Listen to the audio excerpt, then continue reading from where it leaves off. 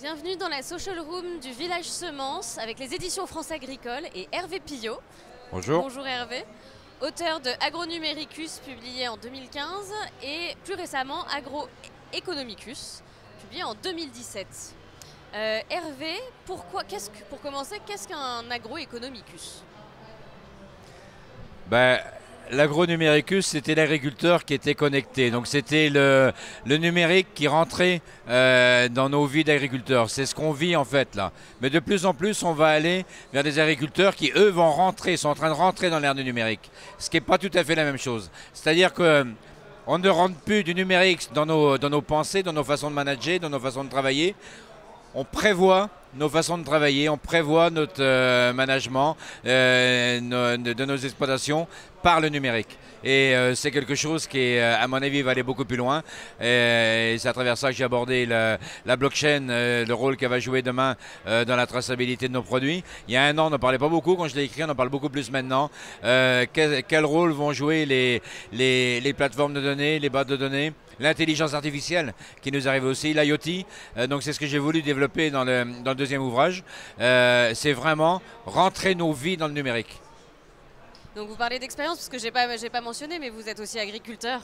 Donc vous êtes rentré comme ça dans le numérique et... Oui, alors la démarche n'est pas forcément facile. Passer du numérique dans nos vies, dans nos métiers, c'est relativement facile à aborder. Par contre, c'est compliqué, ça coûte cher. Si on pense les choses à partir du numérique, on les voit différemment. Les coûts sont vite considérablement réduits. On revoit un management complètement différent et c'est là la vraie rupture.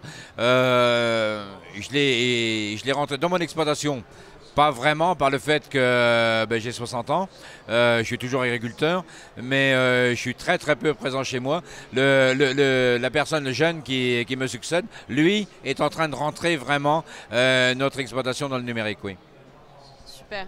Et alors pourquoi avez-vous eu envie d'écrire ces livres et de partager vos connaissances sur ces sujets?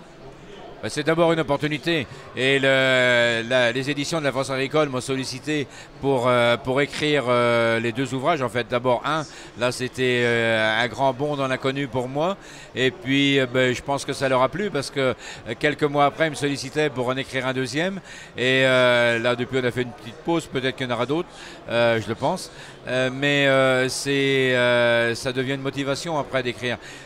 J'écrivais déjà avant, j'avais un blog, je viens d'en rouvrir un, c'est même pas un blog, c'est un site, hervepillot.com, où je réécris toutes les semaines des billets. Me remets dans une phase d'écriture, c'est quelque chose qui est devenu presque vital pour moi de faire ça, c'est pour laisser des traces. On peut en laisser beaucoup pour YouTube, j'adore ce que font les youtubeurs, cette nouvelle génération d'agriculteurs youtubeurs, ce qu'on a fait il y a quelques-uns avec Rémi Dumry au départ, avec Yann Martin de l'Aisne, on était que tous les trois sur Twitter il y a quelques années, ça paraît une éternité mais il n'y a que 6 à 7 ans. Maintenant on voit beaucoup d'agriculteurs sur Twitter, on voit les youtubeurs qui arrivent, qui sont en train de donner une image magnifique de notre métier. C'est pas que je suis d'une autre génération, mais moi j'aime bien l'écrit, j'aime bien laisser par les choses se poser comme ça. Je pense que c'est plus durable, ça s'inscrit, c'est un engagement encore plus fort parce que à la limite une vidéo on peut la supprimer, un livre non. Tout à fait. Et en tant qu'agriculteur, pourquoi acheter votre bouquin? Enfin le dernier notamment, en tant qu'agricultrice je pourrais y trouver et qu'est-ce qu'il pourrait m'apporter ce livre? Alors qu'est-ce qu'on peut y trouver? Justement tous ces éléments, pour moi il est beaucoup plus en rupture avec le modèle actuel que ne l'était le premier. Dans le premier j'ai décrit ce qui existait. Dans le deuxième, je me projette dans l'avenir et notamment dans le rôle que pourra jouer la blockchain, que je suis sûr désormais qu'elle jouera dans la traçabilité alimentaire. On a vu succéder un certain nombre de problèmes qu'on dit scandales, qui ne sont pas forcément tant que ça, mais qui posent problème toujours aux agriculteurs et aux entreprises de l'agroalimentaire qui le vivent.